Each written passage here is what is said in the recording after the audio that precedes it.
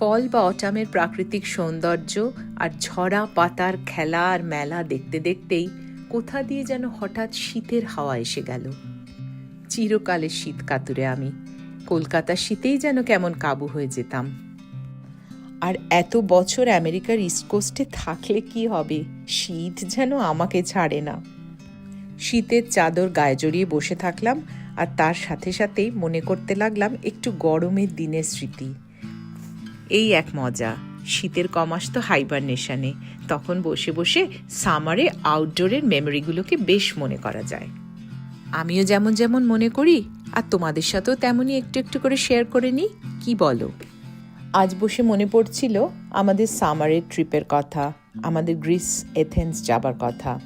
এই এথেন্সের রাস্তায় চলতে চলতে কখনো গাড়ির ব্যস্ততা, কখনো বা আবার ছোট ছোট মার্কেটের ভেতরে ঢুকে যাওয়া, যেখানে সে উইন্ডো শপিং করা।